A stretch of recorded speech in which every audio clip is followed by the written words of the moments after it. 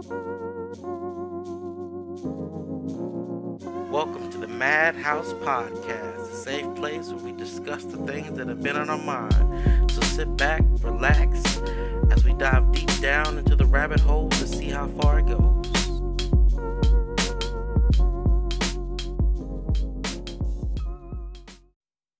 Welcome to the MadHouse podcast. Today we're talking about self-worth. It's another word for self-esteem, and I think that a lot of us think that we have high self-esteem.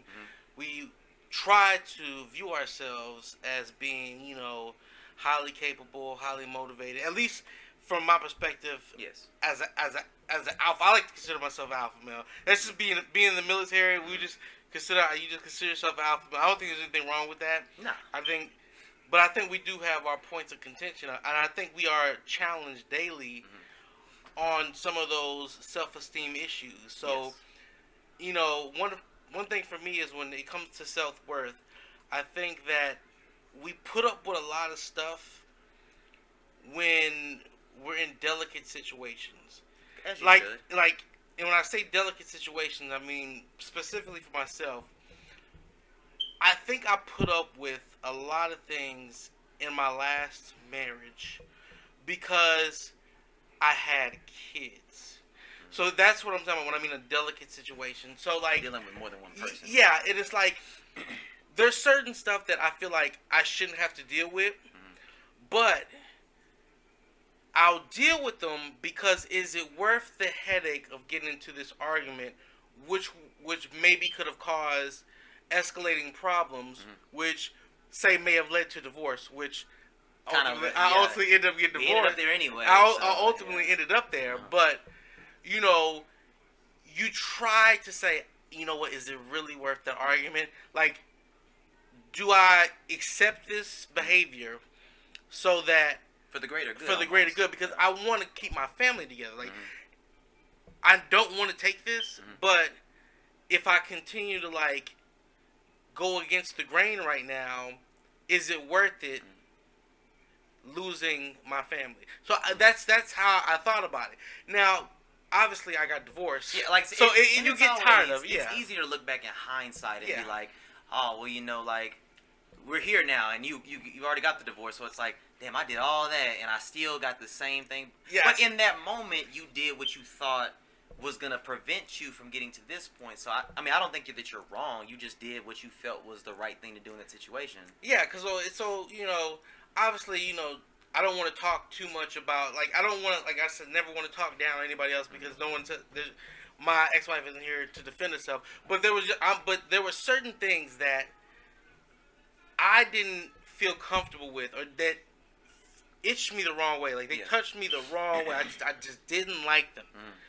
But if I would have said something and it would have just kept arguing about it, it would have just led to more arguments and more arguments, more arguments, which in my mind would eventually lead to divorce, which in my mind is like, yeah, I'm going to lose my kids. I'm in the military. I get divorced. My wife leaves. Now the kids are going to go with her. And, now we're going to be in a bad situation where it's like, I can't go anywhere. Like, I'm in the military. Like, they own me. So I'm going to lose my parenting rights. So I was like, I have to keep this as professional as possible. I have to keep this as calm and collected so that we can keep it going and not, ruffle the feathers. Because, if I ruffle the feathers, then I'm going to cause myself problems. And I think that's, it really turned me off because I felt like I was accepting less than what I was worth because I didn't want to lose something, which was important to me, my kids. Yes. I didn't want to lose that, but it eats at you for a while. And then you start thinking of yourself as less, like, man, I'm really down because, I feel like I'm just getting shed on, basically. Yeah. And you can't do anything about it. And it's like, I have to constantly take this because they know that if they leave, they're going to take my kids. And that's what's important to me. Yeah. So I can't do anything. So it put, I feel like when people know that they have you in a situation where, you can't get out of. Yep. You know what I'm saying? If you can't get out of it, especially if you're in the military, it's like, you can't just, you know what, I'm gonna leave. Yeah. No, you're there for the next 4 years, or however many years you're on contract. So you're not going anywhere. So you're just gonna have to figure it out. So it's like you're just stuck in a hard place. And I feel like sometimes we're in situations like that where maybe you're not necessarily in the military, but you might be in a certain position in your life or situation where you have to accept getting shit on just because. To keep the peace almost. Yeah, to keep the peace and just to keep your status. Like, I want this job. Dude is really pissing me off. But, like, I need this job to survive. Yeah. I need to feed my family. I have to take this shit even though I don't want to take it. And I think it kind of beats up after a while. Hence why I got divorced. So it's like, after a while, I couldn't take it anymore. And that melting pot just bubbled over. I think that there's a difference. I mean, so obviously in relationships you see yourself one way, and then in a professional sense you see yourself another way. I think the two are different.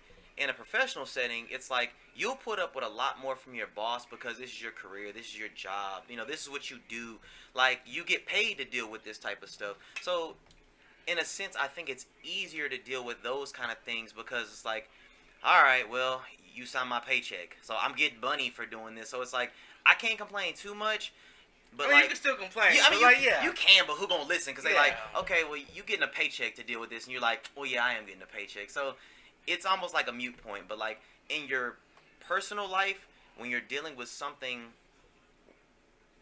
dealing with less than what you know you're worth in your personal, it hurts that much more because in that moment you're trying to achieve a goal. Like, you're trying to prevent something. Like, I don't want to lose this, so I'm going to do whatever I need to do to keep it. So in my personal situation, like, obviously I'm going through the thing that I'm going through with my ex, and it's difficult. It's a difficult thing to try to kind of deal with, and I'm working through it, but it's something that really shook me to my core because I'm similar to you, because like I'm trying to do everything that I can to do to kind of keep everything together, because I'm like, okay, I want to have this. Like, I'm going to do what I need. And there were times that I look back and I'm like, man, I was accepting a lot less than I really feel like I should have accepted. Like, I just felt like at a certain point, like, nothing was good enough. Yeah. Like, there was like nothing I ever did was ever good enough. And I was doing a lot. Like, I was trying. And obviously, like, there's two sides of the story, and she'll probably tell a different version of it, which is fair. And I'm not gonna like make it seem like my version is the only side. But like, from my perspective, I did a lot of things that I was like, hey, I'm working pretty hard, and it just seemed like everything I did, it was like, okay, well, I've done all the things that you asked. Can you do something I want? Like, okay, no, well, I know you did this, but I need you to do this now. So then I would do that, and it's like, okay, well, now that you've done it, but I know that you did it, but I want you to do it this way, and I want you to like feel this way about it while you're doing it. And I'm like, yeah, and it's like, oh man, it gets tough. And I've been in those situations too, and it really crushes your self-esteem when you're like trying your hardest and you don't feel like it's being reciprocated. Yeah. And you feel like you're being taken advantage of. Yes. And like you said, there's two ways to every street. So like, everyone's gonna have a different perspective. So like I said, my ex might have a whole different perspective. Well, you know, her story is totally different from yours. yours. I know it's gonna be totally different than mine, and to each his own. Like that's fine. Everyone can have their own perspective. I'm just speaking on from what I saw. But I typically like to ask though, and let's see, that's one of the things that reason it bothered me more is because I've always been an asker. Like, hey, I need this, this, and this. What do you need?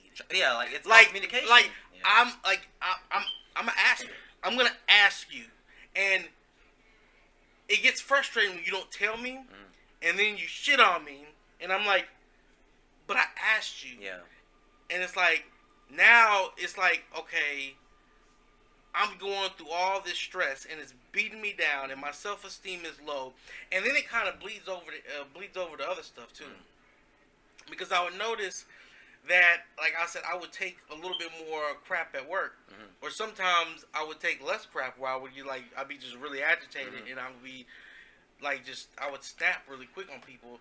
So I think it really affects you and it bleeds over. But like, my self-esteem, I feel like really went down, and I would I noticed a gradual decline in the way that I operate. So, like I said, I started caring less about myself, my appearance, my eating habits, my working out habits, because it all trickled down from there. Yeah. Because once I got to a point, like I was all I remember, like I mean I don't know if you remember, but I was always like I always had a high self esteem, and I always thought high of myself. Yeah, you thought you was the shit. Yeah, even when I don't think you were. Like, you always thought you were. I always thought I was the shit. You like, thought you were so cool. No matter what. Yeah. And I've always been like that. But I know you probably know it's like a decline.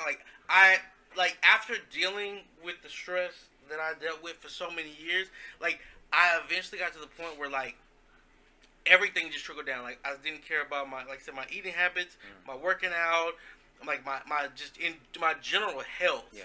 Like everything, you know, like even the clothes I put on, like I don't even care. I wear sweats and a t-shirt. I don't care.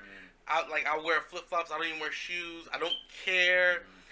And it all stemmed from getting beat up so much that I lost so much self esteem that I just stopped caring about myself. And I think that's a real bad place to be in. And I'm trying to work out from that. I'm trying to bring myself up from that. But like when you get to the point where you stop caring for yourself, and you have that low self worth. Yeah. And it's like now it's like I got to a point where like my self worth was like really low, bottom of the tier. Like the only thing I cared about was my kids. Like that was it. Yeah. Like I have my kids. That's all I care about. But me myself, I don't care. I don't care if I eat. I don't care if I sleep. I don't care. And I think that's a dangerous place to be. It's because like toxic. From one point, it's like you have a singular purpose in like something that you're trying to accomplish, but in that same breath, it's like it's toxic to you. It's dangerous. Like it's something that you just can't sustain. Like you can't continue doing it this way. And as I was working through everything that I was going through, I started to notice some like residual effects from my situation, because I was like, okay, you know, like we're always moving the finish line, so nothing's ever good enough. So now it's like, now that's how I'm kind of starting to look at life. Like nothing I do is ever good enough. Like I'm starting to hold myself to that exact same standard. So even when I was accomplishing things, I wasn't acknowledging them, because I'm like, this is how it's always been. Like this is kind of what I feel like I've been given, and like this is how I feel like my relationship is. So like I began to adopt that as my own, as in like, okay, well, yeah, I did this, but it ain't good enough. Like I need to do more, even though there's really no more I can do. And I started to develop like this codependency. Like I started to invest more of myself into my partner, and I developed this level of like, I was always looking for like, I don't want to call it like approval, but like maybe like this affirmation. I was always looking for like, I needed you to kind of like recognize what I'm doing, but she would never. A data boy. A data boy. But like, you know, I don't want to make it seem like she never recognized anything I did. But like when I was like, I did a lot of stuff, and like sometimes she would just like, she would say thank you. Like I'm not trying to make it seem like she never said anything, but like I think she got so used to me doing stuff that it became, that's just what I did. Like it was just a standard. Like that's just what I did. So even though I was going above and beyond and doing X, Y, and Z, she just was kind of looking at it like, oh, okay, well that's just what Jordan does. And see that's the problem. And see that's the problem I had, because I got in a situation where like I felt the same way. Like it was never good enough. So it's like I'm providing at the time.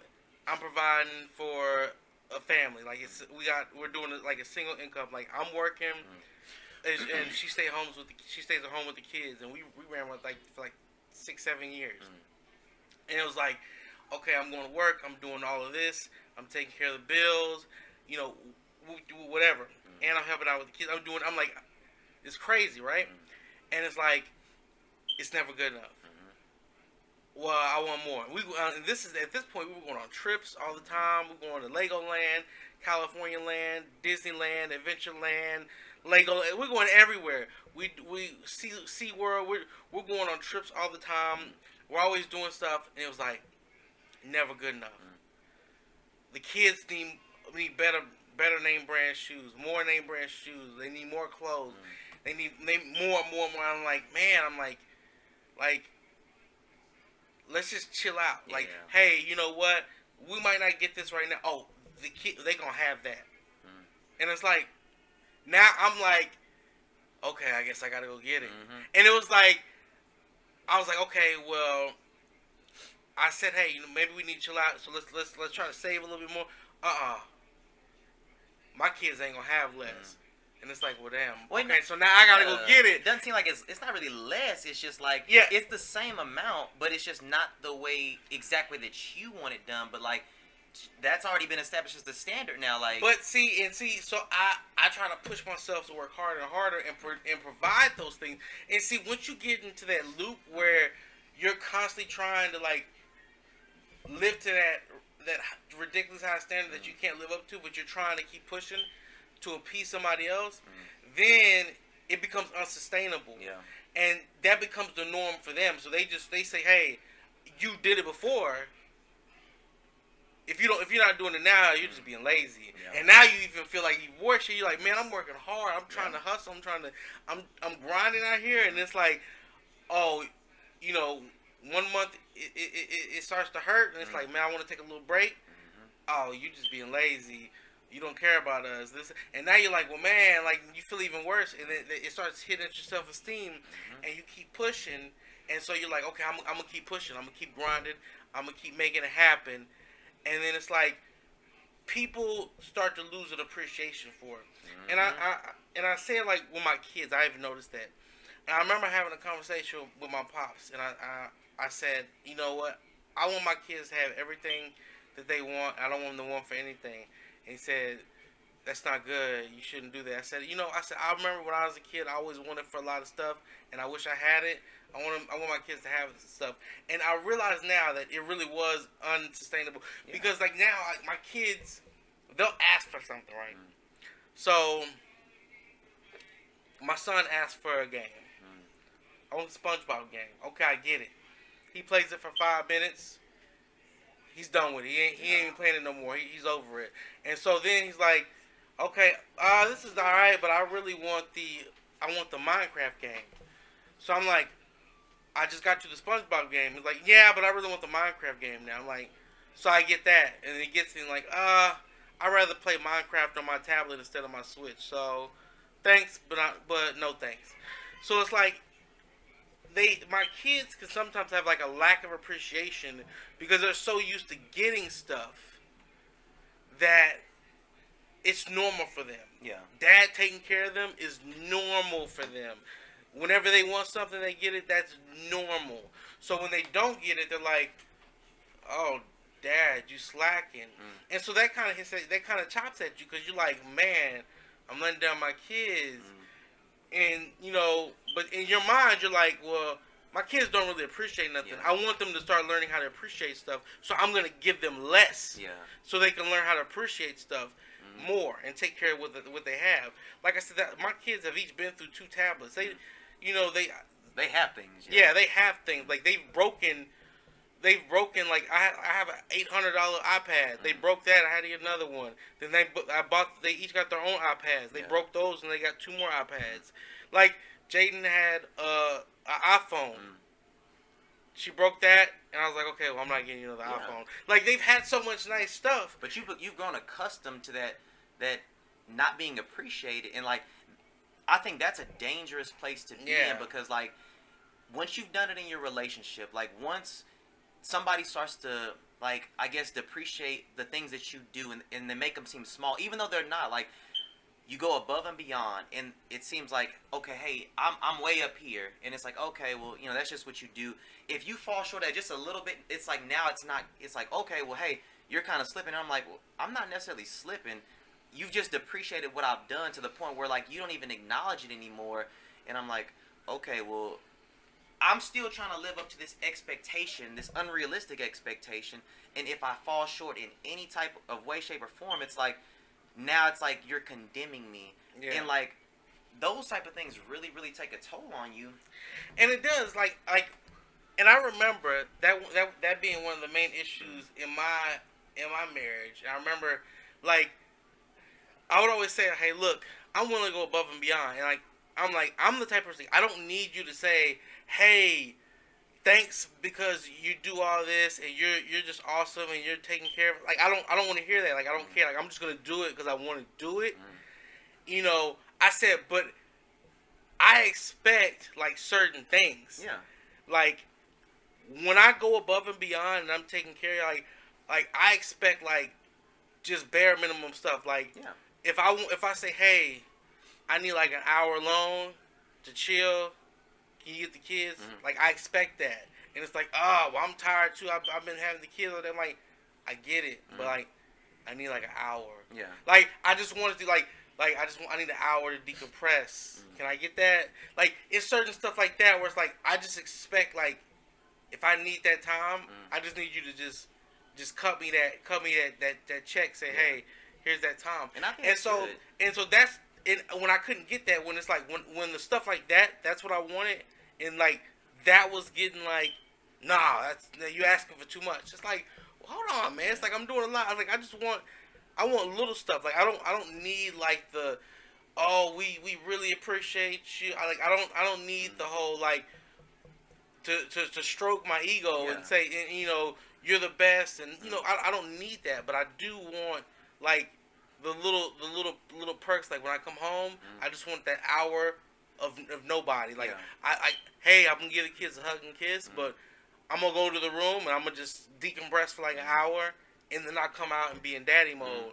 But I want that hour to decompress without anybody coming at me and then you know whatever. But it was like asking for that was like, oh no, that's too much. And so that it would really kill me because it's like, man, you know, I feel like I'm worth that hour. Yeah. I feel like I'm working pretty hard and taking care of my. I feel like I'm worth that hour to decompress. But it's like, no, you're not worth that. Yeah, and like and it kills you. It hurts you. It really makes you upset when you don't get. Because I never felt like I asked for too. I asked for very simple things like, hey, I just want you to love me.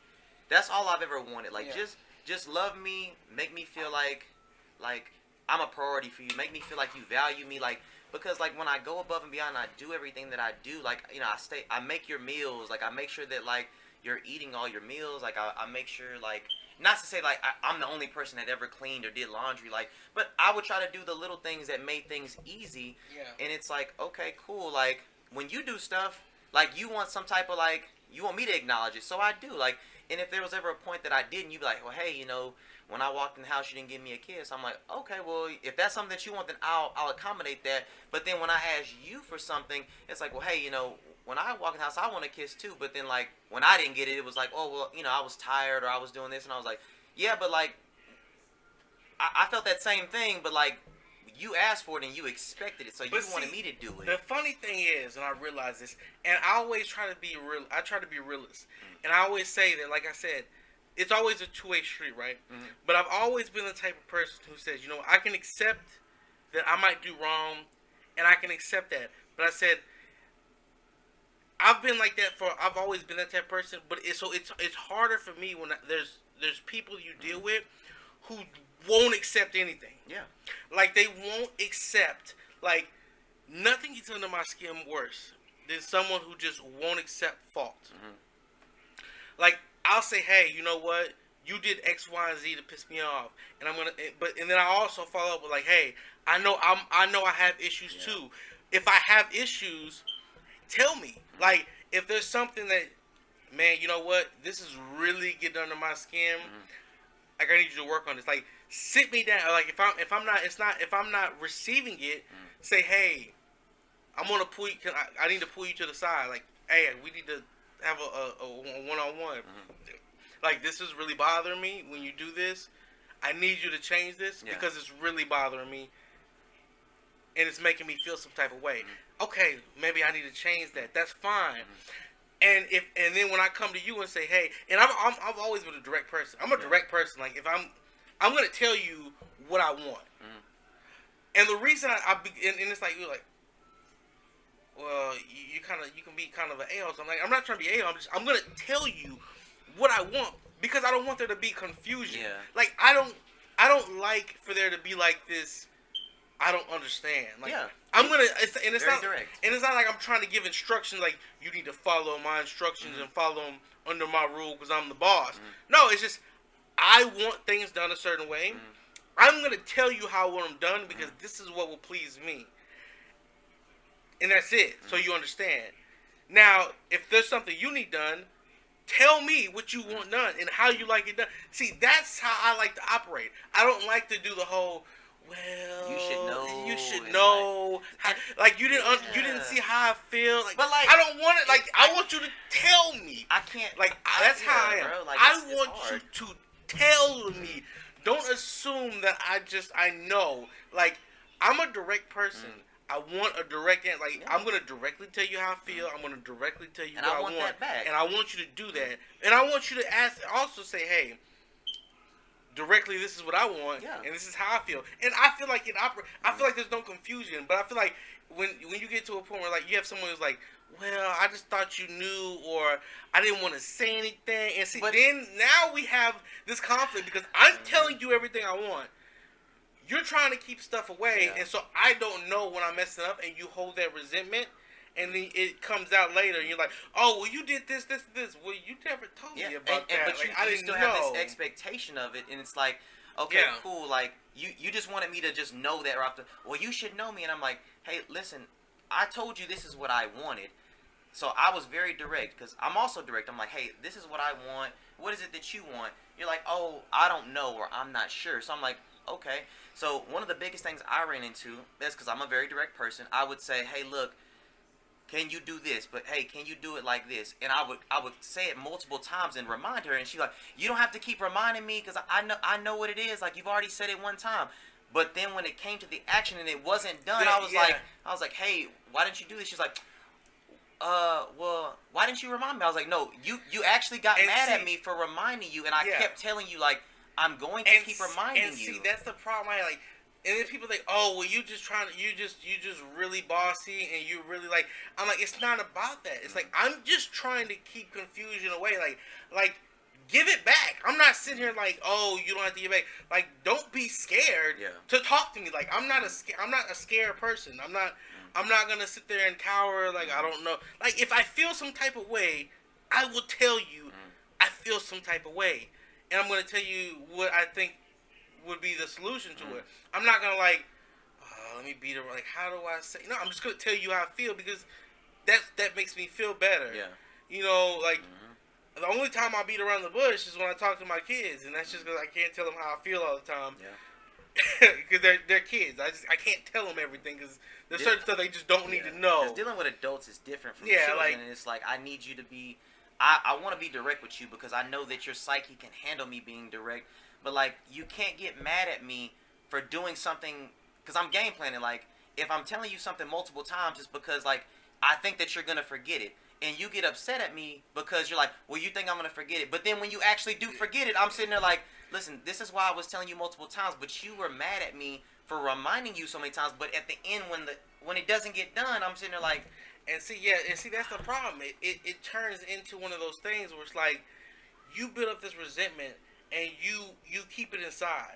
So this whole conflict, like I said, we're talking about right now with how we want to be direct, and then sometimes it gets misconstrued, and then we end up having to take. And like I said, obviously it goes both ways, but the relationship gets to a point where we're taking like all this negative inside, and it is just beating us down. And it's like the when there's lack of communication, and you start getting beat down, and self-esteem starts getting low, and we're like, well, man, you know what? I guess I'm not worth it because if I was worth it, they would do the things that I wanted them to do. Yeah. That's how you start to feel. Like, I want these things done a certain way. If I was worth it, they would do it because I feel like now I feel like I'm not worth it. So then it just trickles down. To everything, so I feel like, and I don't know, like, so how do you view yourself now? I don't know, like, I have a lot of issues that stem from like dealing with this for so long. So I know that I have issues. Like, I know that at this point in my life, I have commitment issues and I have abandonment issues. So I have commitment issues. I've always had kind of like commitment issues. I've never really liked to commit to something, but like, now that I've like made that big commitment and that backfired on me, like there's residual after that now. So now there are times now where I'm looking at it like it's even harder for me to commit because now I know I have commitment issues, but now I have abandonment issues because I feel as though like when I do things, it's not reciprocated, and I'm like, okay, I don't want to keep on putting more energy into situations, and I'm not getting that back because I feel like when I do that, I think you're going to leave me, and when it starts to kind of trend in that direction, like all that stems from like dealing with this for so long, and now those issues are like. But they're see, more like prevalent. I said, it goes back to like a self worth issue. Like, and I feel this, and I've had the same problems, and it's like I had those abandonment issues and stuff like that too. But it really it all boils back to like self worth. Yeah. Like, you know your self worth is struggling when you have abandonment issues, because it's like if you thought more of it, like it wouldn't be an issue. Like, you wouldn't worry about people abandoning you. So it's like, I think that's just something we have to work on. Obviously, like I feel like I feel everyone might have a certain degree of that, but I feel like me personally, I feel like that's something big I have to work on. Yeah, and it's hard because like it's hard to address that part of yourself because like you obviously have a way that you see yourself. So I see myself as I think I'm a cool dude. Like I know that I bring a lot of stuff to the table. Like I think I'm kind. I think I'm generous. I think I'm understanding. I think I'm very patient. And sometimes people will tolerate less just to say that they have something.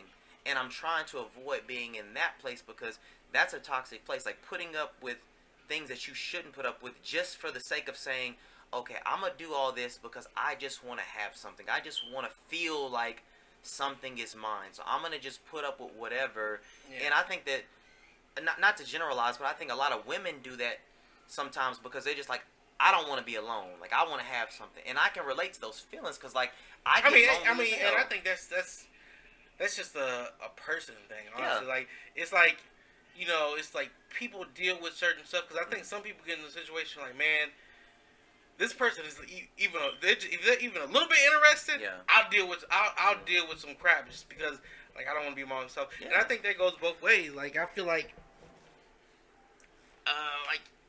not necessarily like right now, like I don't feel like I'm looking for anybody. Like I don't, but